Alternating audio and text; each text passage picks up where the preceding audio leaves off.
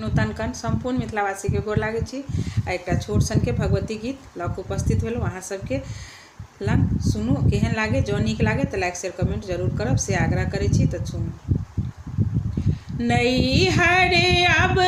हम जायब सदा शिव नैहर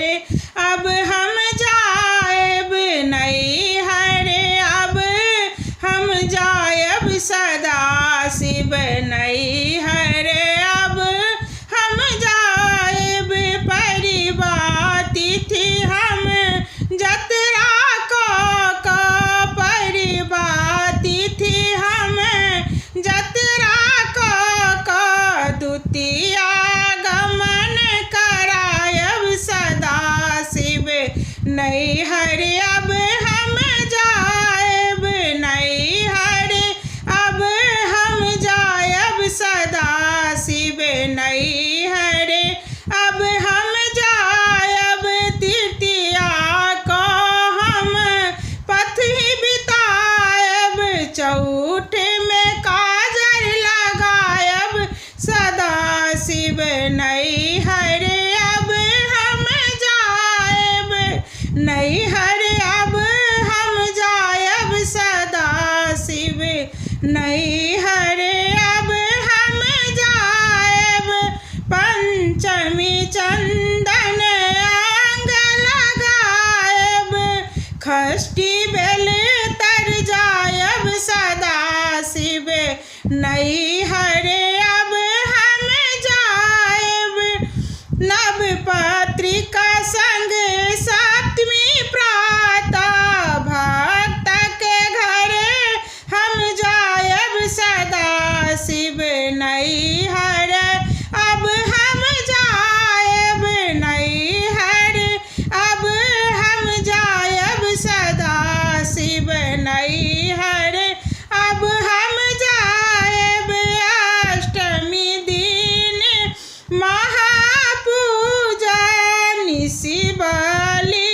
लैल भक्त जगायब सदा शिव नैहर अब हम जायब अष्टमी महापूजा निशि बलि लैल भक्त जगायब सदा शिव नैहर अब हम जायब नवमी में त्रिशूलक पूजा नवमी में त्रिशूलक पूजा बहुविधि बलि चढ़ायब सदा शिव नैहर अब हम जायब नैहर अब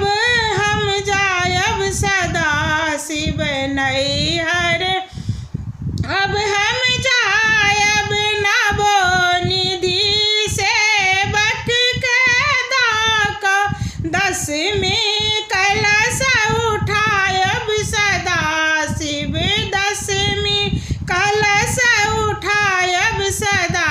शिव नैहर अब हम जायब नैहर अब हम जायब सदा शिव नैहर अब हम जायब भनहि विद्यापति जननी कहल शिव भनहि विद्यापति जननी कहल शिव फेर अपन गृह आयब सदा शिव फेर अपन गृह आयब सदा शिव नैहर अब हम जायब नैहर अब हम जायब सदा शिव नैहर।